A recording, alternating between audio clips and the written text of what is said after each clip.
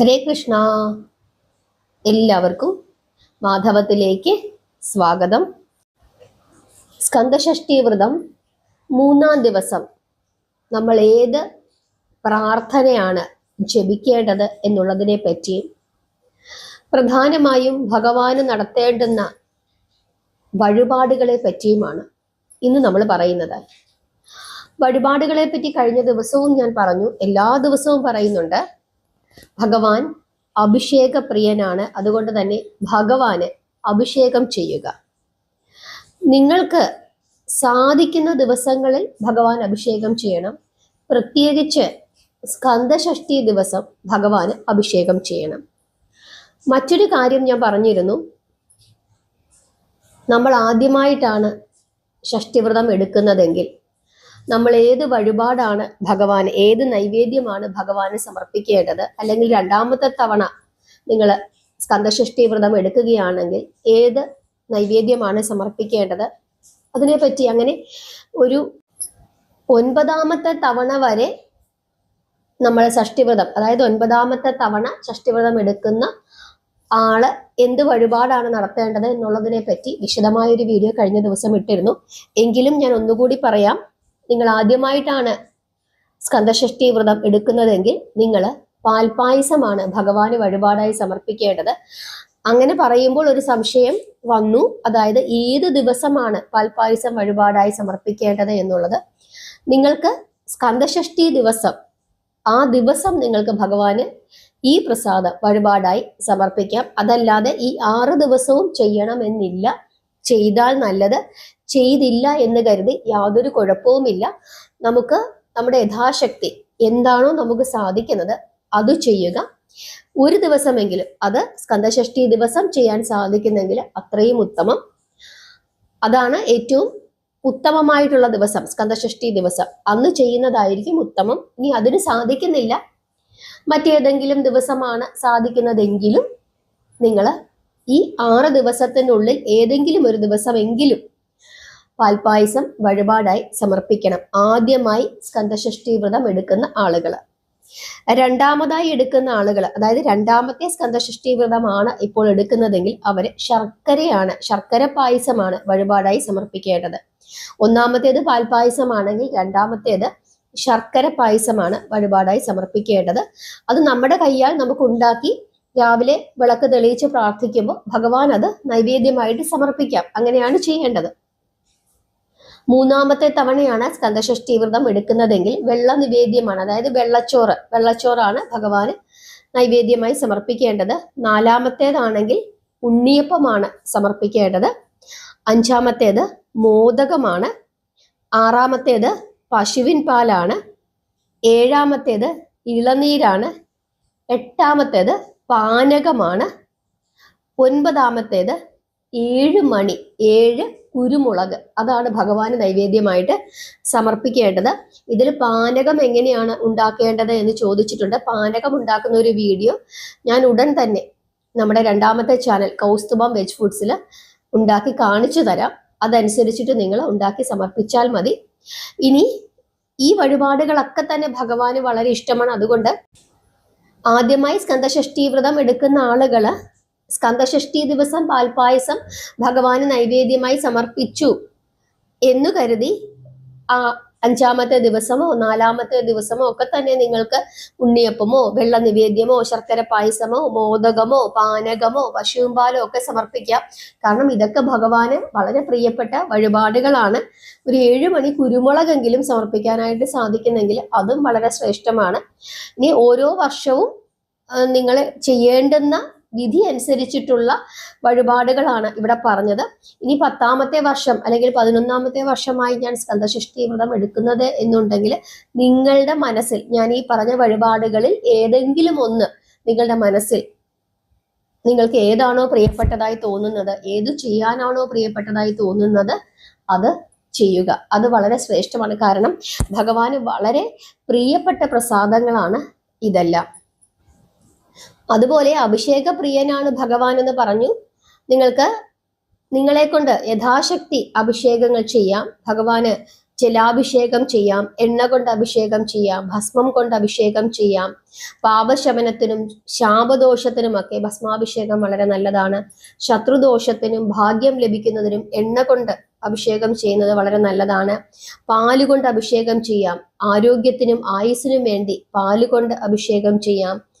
അതുപോലെ തന്നെ താമരമാല ഭഗവാന് സമർപ്പിക്കാം, സമ്പത്ത് ഉണ്ടാകുന്നതിനായിട്ട്. പാൽപായസം ഭഗവാന് സമർപ്പിക്കാം, ഭാഗ്യം ഉണ്ടാകുന്നതിനായിട്ട്. അഷ്ടാഭിഷേകം ചെയ്യാം, രോഗദുരിതങ്ങൾ മാറുന്നതിനായിട്ട്. കളഭം കൊണ്ട് ഭഗവാന് അഭിഷേകം ചെയ്യാം, അത് ജോലി ലഭിക്കുന്നതിന് വേണ്ടിയിട്ടാണ്.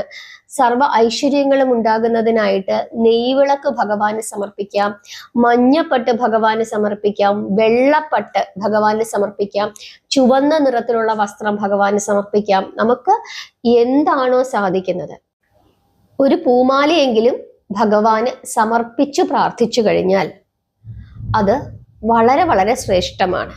ഇനി നമുക്ക് മൂന്നാമത്തെ ദിവസം ഭഗവാനെ ഏത് നാമം കൊണ്ട് പ്രാർത്ഥിക്കണമെന്ന് നോക്കാം.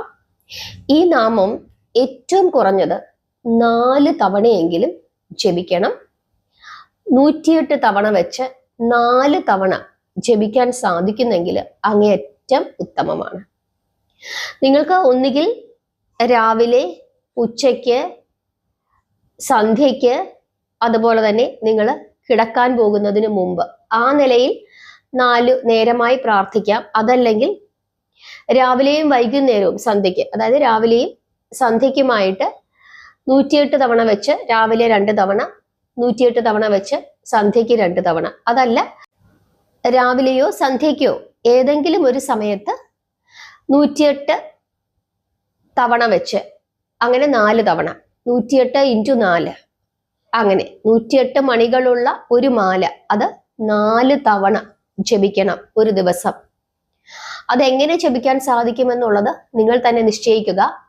ക്ഷേത്രത്തിൽ പോകുന്ന ആളുകളാണെങ്കിൽ ആൽമരത്തിന്റെ ചുവട്ടിലിരുന്നോ, അതല്ലെങ്കിൽ വീട്ടിൽ നെല്ലിമരം ഉണ്ടെങ്കിൽ നെല്ലിമരത്തിന്റെ ചുവട് വൃത്തിയാക്കിയിട്ട് നെല്ലിമരത്തിന്റെ ചുവട്ടിലിരുന്നു ജപിക്കാവുന്നതാണ്. ഈ നാമം ഭഗവാന്റെ മൂലമന്ത്രമാണ്. മൂന്നാമത്തെ ദിവസം ജപിക്കേണ്ടത്. ഈ മന്ത്രം ഉപയോഗിച്ച് പ്രാർത്ഥിച്ചു കഴിഞ്ഞാൽ ശ്രേഷ്ഠമാണ്, സർവ ഐശ്വര്യങ്ങളും ഉണ്ടാകുമെന്ന് വിശ്വസിക്കുന്നു. നിങ്ങൾക്ക് എല്ലാവർക്കും അറിയാവുന്ന നാമമാണ് ഓം ശരവണ ഭവായ നമഃ. ഇതാണ് ഭഗവാന്റെ മൂലമന്ത്രം. ഇതില് ഷ എന്ന അക്ഷരം നമുക്ക് പ്രശസ്തി കൊണ്ടുതരും, നമുക്ക് ധാർമ്മിക മൂല്യങ്ങൾ ഉണ്ടാക്കി തരും. നമ്മൾ നല്ല ധാർമ്മിക മൂല്യങ്ങളുള്ള വ്യക്തിയാണെങ്കിൽ സ്വാഭാവികമായും നമ്മിലേക്ക് എന്തുണ്ടാകും? പ്രശസ്തി ഉണ്ടാകും.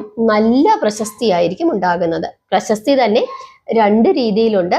അതിൽ നല്ല പ്രശസ്തി നമുക്കുണ്ടാകും.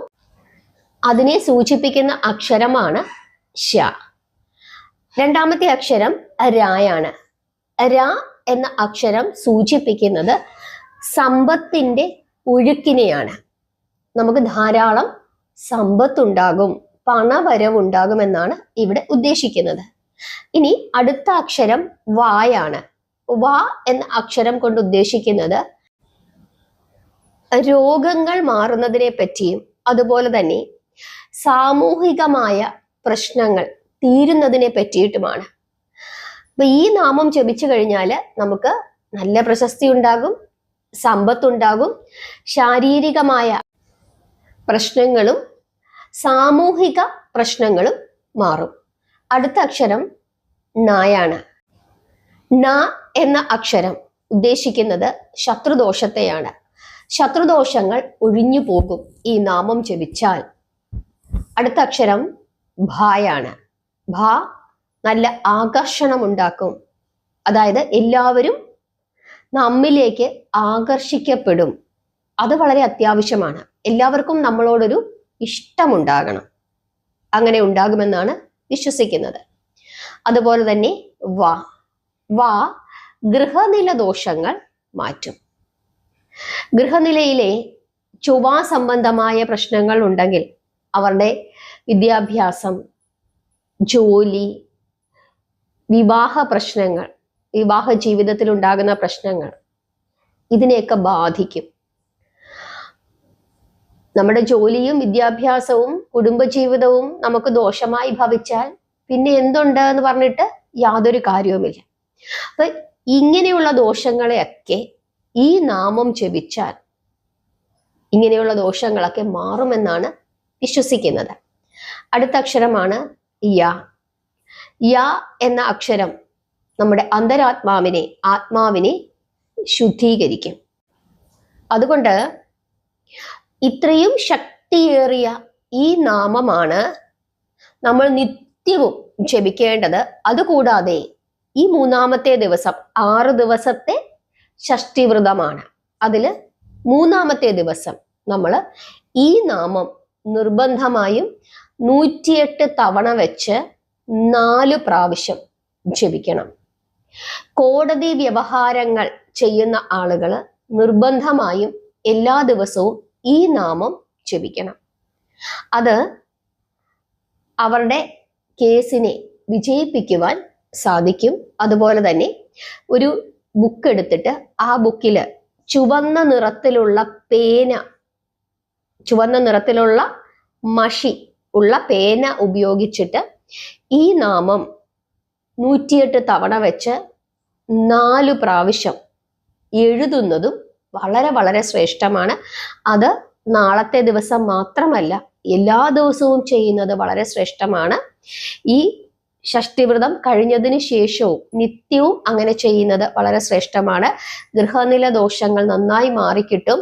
ചൊവ്വ സംബന്ധമായിട്ടുണ്ടായിട്ടുള്ള ദോഷങ്ങളെല്ലാം മാറിക്കിട്ടും. വിദ്യാഭ്യാസ പുരോഗതി ഉണ്ടാകും. നല്ല ജോലി കിട്ടും. കുടുംബജീവിതത്തിൽ ഐശ്വര്യം ഉണ്ടാകും. വിവാഹത്തിന് തടസ്സമുള്ള ആളുകളുടെയൊക്കെ വിവാഹം നടക്കും. ചൊവ്വാദോഷം അങ്ങനെയുള്ള പ്രശ്നങ്ങളൊക്കെ തന്നെ മാറി അവർക്ക് അനുയോജ്യമായ നല്ല വിവാഹങ്ങൾ നടക്കുകയും അവരുടെ കുടുംബജീവിതത്തിലെ പ്രശ്നങ്ങൾക്കൊക്കെ തന്നെ എന്തെങ്കിലും പ്രശ്നങ്ങളുണ്ടെങ്കിൽ അതിലൊക്കെ മാറ്റം ഉണ്ടാവുകയും ചെയ്യും. ഗൃഹനില ദോഷങ്ങൾ മാറും. അതുകൊണ്ട് ഈ നാമം ചുവന്ന മഷി കൊണ്ട് ഒരു നോട്ട് ബുക്കില് 108 തവണ വെച്ച് 4 പ്രാവശ്യം എല്ലാ ദിവസവും എഴുതുന്നത് വളരെ വളരെ ഉത്തമമാണ്. ഈ നാമം നിരന്തരം ജപിച്ചു കഴിഞ്ഞാൽ വിജയം, സമ്പത്ത്, അതുപോലെ തന്നെ ശത്രുക്കളിൽ നിന്നുള്ള സംരക്ഷണം, നമുക്ക് നല്ല ബുദ്ധി ഉണ്ടാവുക, ഇങ്ങനെയുള്ള കാര്യങ്ങളൊക്കെ ഉണ്ടാകും. അതുകൊണ്ട് ഓം ശരവണ ഭവായ നമ എന്ന നാമം നാളത്തെ ദിവസം നിർബന്ധമായും ഷഷ്ടിവ്രതം എടുക്കുന്നവരും അതിന് സാധിക്കാത്ത ആളുകളും എല്ലാവരും തന്നെ 108 തവണ വെച്ച് 4 പ്രാവശ്യം ഒന്നുകിൽ എഴുതുകയോ അല്ലെങ്കിൽ ജപിക്കുകയോ ചെയ്യുക. ഈ നാമത്തിന്റെ അർത്ഥം ഈറ്റക്കാടുകളിൽ ജനിച്ച ഭഗവാനെ അങ്ങയെ ഞങ്ങൾ നമിക്കുന്നു എന്നാണ്. ഭഗവാൻ ശരവണ പൊയ്കയിലാണ് ജനിച്ചത്. ശരവണ പൊയ്കയുടെ ചുറ്റും ഈറ്റക്കാടുകളാണ്. അത് സംബന്ധിച്ചിട്ടുള്ള കഥ നമ്മൾ കഴിഞ്ഞ ദിവസം പറഞ്ഞു. ഓം സനൽകുമാരായ നമ എന്ന ആ മന്ത്രത്തിന്റെ ശക്തിവിശേഷം പറഞ്ഞ സമയത്താണ് ആ ഈറ്റക്കാടുകളെ പറ്റി നമ്മൾ പറഞ്ഞത്. അങ്ങനെ ഈറ്റക്കാടുകളിൽ ജനിച്ച ഭഗവാനെ ഞങ്ങൾ വണങ്ങുന്നു എന്നാണ് ഈ നാമത്തിന്റെ അർത്ഥം. ഓം ശരവണഭവായ നമ ഭഗവാന്റെ മൂലമന്ത്രമാണ്.